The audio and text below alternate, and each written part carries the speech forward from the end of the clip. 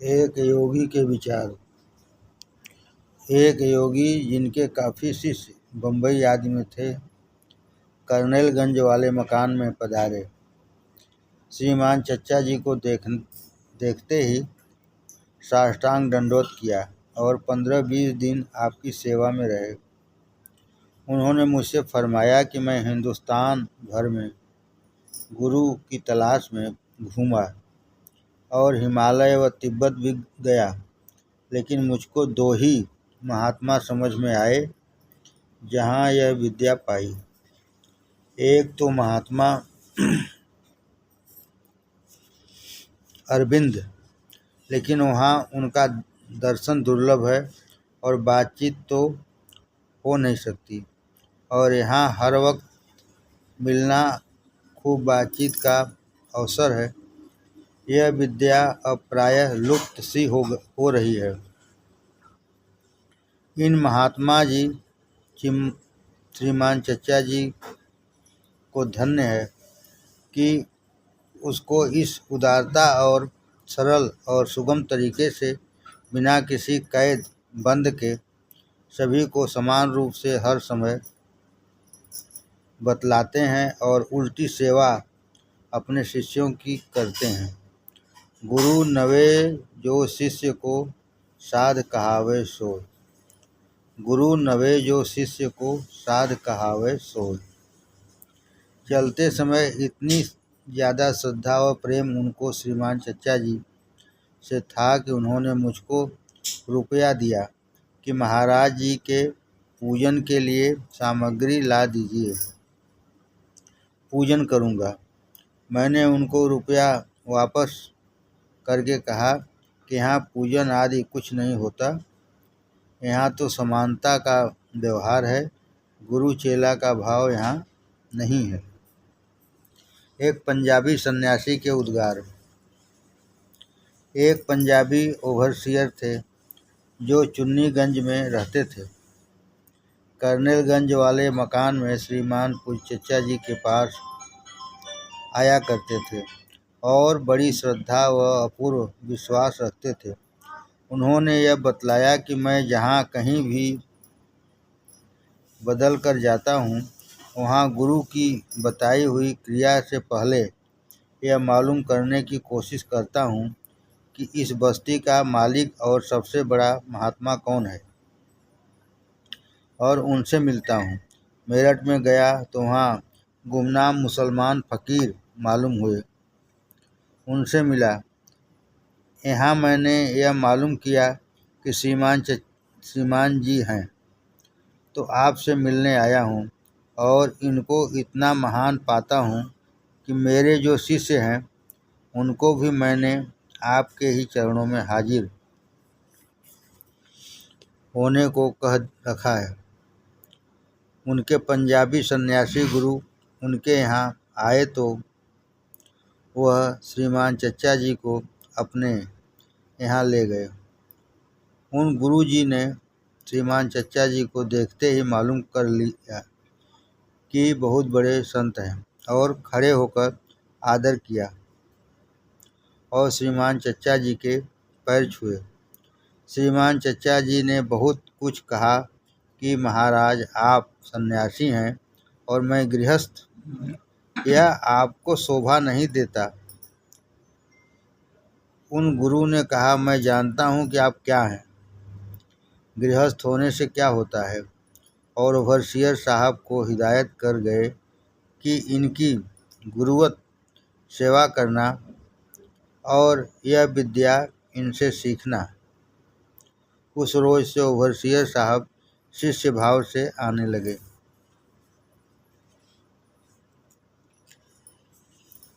परम संत समर्थ सदगुरु महात्मा प्रभु दयाल जी महाराज उर्फ पेशकार साहब के कुछ पत्र। पहला। प्रियवर, सप्रेम राम राम। आपके 2 बड़े बड़े पत्र मिले। परमात्मा आपको दीन और दुनिया में खुश व खुर्रम रखे, यही दुआ दिल से निकलती है। अपना प्रेम दे और सीधे रास्ते पर चलावे। तुम्हारे पत्र आने से बड़ी खुशी होती है। हमारे पत्र की प्रतीक्षा न किया करो। माफ़ करना, गुस्सा मत हो जाना, दुनिया में खुश रहो और मन भी अपने इष्ट में लगाए रहो। वह हर कार्य की बसी व खुदा वास, नमी गौयम की आज दुनिया जुदावास। जो काम करें उसमें मालिक को साथ रखो, दुनिया से अलग रहने को तुमसे नहीं कहता हूँ। सबको जय श्री गुरुदेव। दास प्रभु दयाल। 7/8/41। दूसरा, प्रिय भाई, सप्रेम प्रणाम। आपका रोजगार किसी शक्ल में कायम रहा, इसका मालिक को धन्यवाद है। दिल बदस्त दिगरे दस्त बदस्त दिगरे। दिल किसी दूसरे के हाथ में है और हाथ किसी दूसरे के हाथ में। देखिए, आप कब डिप्लोमेसी से बड़े होते हैं। परमात्मा आप पर अपना फजल व करम करे, यही प्रार्थना करता हूँ। इंसान उसको कहते हैं जो गलती करे और पश्चाताप करके सही रास्ते पर आ जाए। जो बिल्कुल इंद्रियों का गुलाम है और बिल्कुल हाँकने पर चलते हैं, वह जानवर। जो गुनाह नहीं करता, वह देवता। पश्चाताप के मानी है कि गुनाह यानी पाप से घृणा होना और यह ख्याल करके शर्म आना कि इन्हीं वजह से अपने इष्टदेव से दूर हूँ और सच्चा मिलाप नहीं हो पाता, और इस बात का पक्का इरादा करना कि कभी ऐसी गलती नहीं करूँगा। एक बात यह है कि जो पाप किसी से नहीं कहा जाता और कोई गवाही उसकी नहीं है, वह अगर सच्चे दिल से भगवान से प्रार्थना करता है तो माफ़ हो सकता है। लेकिन जिस पाप को जाहिर कर दिया जावे, उसकी सज़ा भोगनी पड़ती है। गुरु से भी नहीं कहना चाहिए, और गुरु से जाहिर करे तो जो सज़ा वह तजवीज़ करें उसे करें। खुशी खुशी भोगने को तैयार रहे। हाँ, दिली ख्याल से उसको गुरु से कह सकता है और उसके लिए पश्चाताप करना चाहिए। ज़बानी या तहरीर में लाने से गुनहगार हो जाता है। जो बातें ऊपर लिखी हैं वह तुम्हारे लिए किसी बात पर नहीं लिखी, बल्कि याद आ गई है, इसलिए लिख बैठा।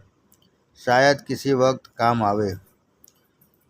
तुम्हारे देखने व मिलने को जी किया करता है। यह सब आपकी मोहब्बत की वजह ही है। अपनी माताजी से जय श्री गुरुदेव कहना और अपने भाइयों से भी।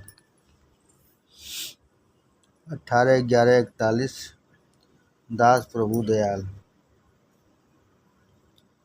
तीसरा, प्रियवर, जय श्री गुरुदेव। आपका प्रेम पत्र मिला, बहुत बहुत धन्यवाद। अपने काम में लगे रहो, यही सच्चा मिलन है। अपने काम में लगे रहो, यही सच्चा मिलन है। ज़ाहिरी मिलन जब मालिक ज़रूरी समझेगा तो हो जाएगा, सबको यथायोग्य।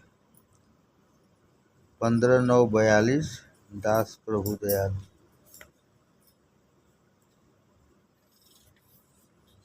चौथा, प्रियवर, सप्रेम राम राम। प्रेम पत्र मिला, पढ़कर खुशी हुई। जो शायद तुम्हारी माँ की मर्जी से मुकर्रर हुई है, वह शुभ है। शादी में जो धार्मिक काम करना पड़े, उनको खुशी खुशी और अपने गुरुदेव, अपने इष्टदेव का पूजन ही समझकर करना। अपने गुरुदेव में लय होकर सब काम करना तो वह सब पूजा ही है। अपनी माताजी को खुश रखते हुए इस तरकीब से शादी के सब काम करो कि तुम या लड़की वाले कर्जदार न हो। अपनी माताजी को खुश रखते हुए इस तरकीब से शादी के सब काम करो कि तुम या लड़की वाले कर्जदार न हो। तुम्हारी माताजी बहुत समझदार हैं, उनसे मेरी यह प्रार्थना अर्ज कर देना। जमाना बहुत नाजुक है। 26/1/43 दास प्रभु दयाल। 5वां। प्रिय भाई जय श्री गुरुदेव, आपसे चलते समय मुलाकात न हो सकी, इसका अफसोस है। छोटी छोटी बातों पर घबरा जाना भक्तों के लिए उचित नहीं। बेखौफी के साथ हर काम करना चाहिए। ईश्वर की आज्ञा का पालन करते हुए खुशी खुशी रहना। सारी दुनिया को कोई राजी नहीं कर सका है। सारी दुनिया को कोई राजी नहीं कर सका है। 19/2/43 दास प्रभु दयाल। 6वां। प्रियवर जय श्री गुरुदेव, हसीनों की कदर सब कोई करता है। ईश्वर ने आपको ज्ञानवान तथा गुणवान बनाया है। यह सब रास्ते की रुकावटें हैं। अपने इष्ट पर मजबूत रहो। हरजाई बनने में कुछ लाभ नजर नहीं आता। एक ही साधे सब सधे, सब साधे सब जावे। देने वाला तो एक ही है, उसकी कृपा ही से मिलता है। अगर उसकी मौज नहीं तो शायद कोई ऐसा भी है जो अपनी अपार कृपा से दे सके। देने वाला तो एक ही है, उसकी कृपा ही से मिलता है। अगर उसकी मौज नहीं तो शायद कोई ऐसा भी है जो अपनी अपार कृपा से दे सके। हाँ, अगर आप चाहें तो आजमा देखें।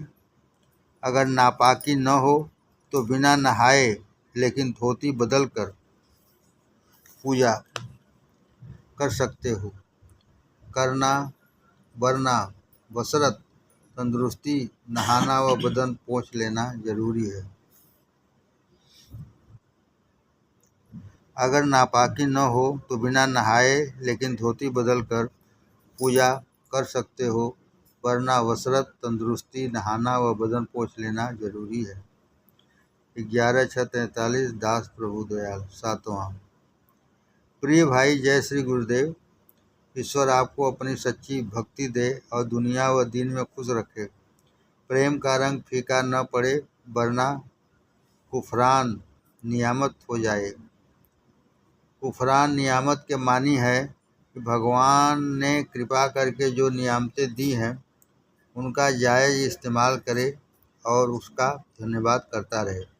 धन्यवाद अदा करना यह है कि हम उसके हुक्मों में चलने की ज़्यादा कोशिश करें और उसके प्रेम में किसी सांसारिक वस्तु के कारण फीकापन न आने दें। तौफीक सब उसी के हाथ में है। हमको तो यह लाजिम है कि हम उसके दीन दास बने रहें। दास प्रभु दयाल। 8वां। परम प्रिय भाई साहब, सप्रेम राम राम। आपका प्रेम पत्र मिला। ईश्वर की कृपा से आप मुस्तकिल हो गए, इसकी बहुत खुशी हुई। ईश्वर आपको आला दर्जे पर पहुँचावें, दीन व दुनिया में खुश रखें और फ़कीरों की मोहब्बत आपको प्रदान करें। यही दुआ है। मालिक सब करेगा, फिक्र करने की ज़रूरत नहीं है, उसी पर भरोसा रखना चाहिए। तू बराए वस्ल करदन आमदी, नए बराए फसल करदन आमदी। हम जोड़ने आए हैं, तोड़ने नहीं। हमको अपना फ़र्ज अदा करना चाहिए, दूसरे अपना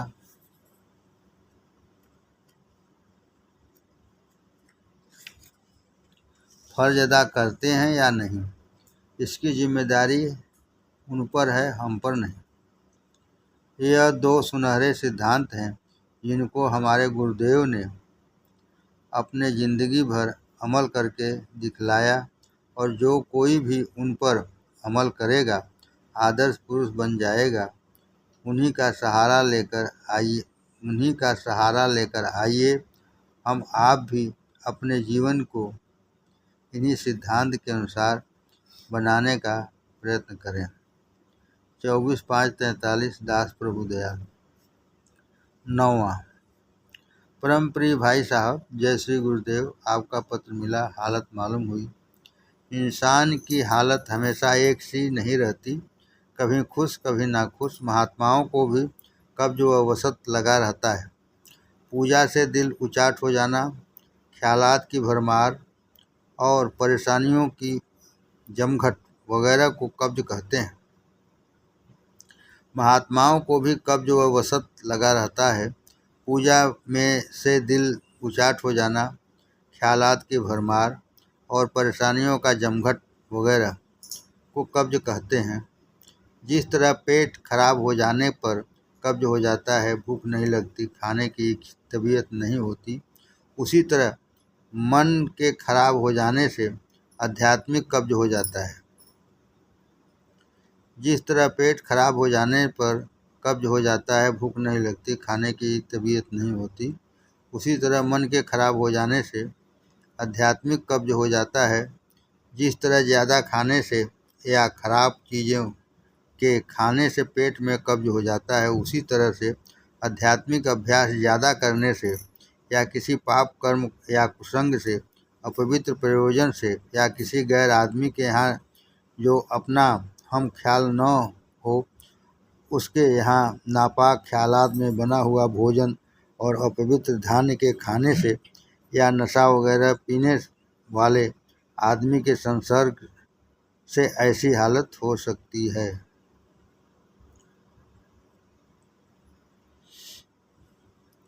जिस तरह ज़्यादा खाने से या खराब चीज़ों के खाने से पेट में कब्ज हो जाता है, उसी तरह से आध्यात्मिक अभ्यास ज़्यादा करने से या किसी पाप कर्म या कुसंग से, अपवित्र प्रयोजन से या किसी गैर आदमी के यहाँ जो अपना हम ख्याल न हो, उसके यहाँ नापाक ख्यालात में बना हुआ भोजन और अपवित्र धान्य के खाने से या नशा वगैरह पीने वाले आदमी के संसर्ग में ऐसी हालत हो सकती है। किसी वजह से भी हो, करुणापूर्वक सच्चे दिल से, दीन भाव से भगवान से प्रार्थना करते रहना चाहिए और अपने सिखाने वाले को फौरन खबर कर देनी चाहिए। जिस तरह कभी दिन होता है, कभी रात होती है, इसी तरह हर पंथियाई को कब्ज और वसत होता रहता है। प्रेमी जन इसकी परवाह नहीं करते, चाहे जी लगे या न लगे, वह अपना काम करते रहते हैं। वे यह समझते हैं कि मजदूरी लेकर काम करना भक्ति और प्रेम नहीं है। हमारा काम उसकी याद करना है, आनंद देना या न देना उसकी मर्जी। भक्त हमेशा भगवान की मर्जी में राजी रहता है।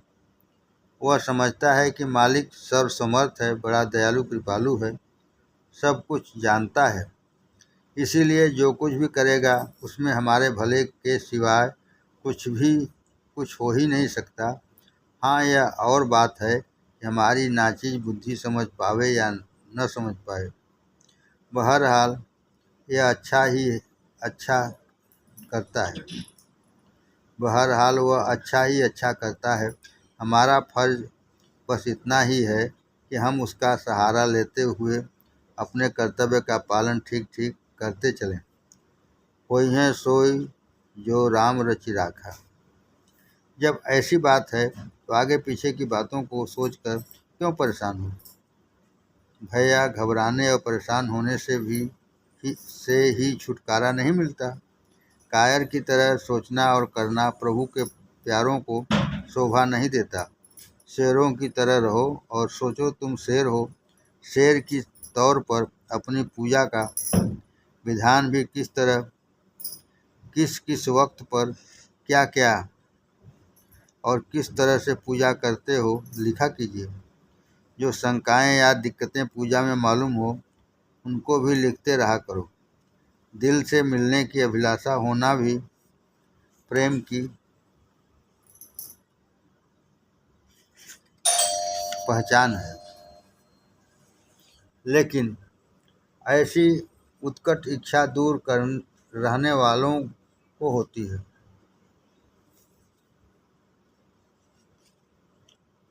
दिल में मिलने की अभिलाषा होना भी प्रेम की पहचान है, लेकिन ऐसी उत्कट इच्छा दूर रहने वालों को होती है। यह ईश्वर की बड़ी कृपा है। पास रहने वाले सुस्त और लापरवाह हो जाते हैं, और अगर शैतान का बस चल जाता है तो बदइत्काद भी हो जाते हैं। प्रेम की डोरी ढीली तो अवश्य हो जाती है। मसल मशहूर है, घर की मुर्गी दाल बराबर। माता का दर्जा दुनिया में सबसे ऊंचा है। उनकी सेवा करना तुम्हारा फर्ज है। अगर मोहब्बत या प्यार से कोई बात उनके मिजाज के खिलाफ हो जाए या अपने दिमाग की कमजोरी से कोई गुस्ताखी कर डालो तो उसके लिए ईश्वर से और माता जी से जल्दी माफ़ी मांगो। माता का गुस्सा होना, बुरा भला कहना सब आशीर्वाद है। माता का गुस्सा होना, बुरा भला कहना सब आशीर्वाद है। धन्य भाग हैं जिनको ईश्वर ने माता दी है।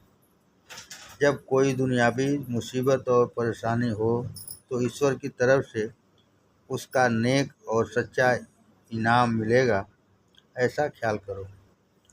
19/11/43 दास प्रभु दयाल। 10वां। प्रियवर, जय श्री गुरुदेव। प्रेम पत्र मिला, हाल मालूम हुआ। ईश्वर तुम्हारा कल्याण करे और अपना प्रेम दे।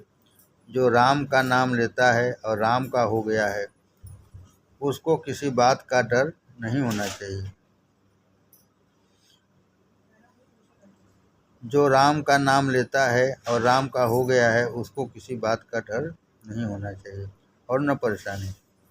जिसके लिए मरने का स्वप्न देखो, उसके लिए दुआ किया करो। अपनी तरफ से कोई ताबीर स्वप्न की न किया करो।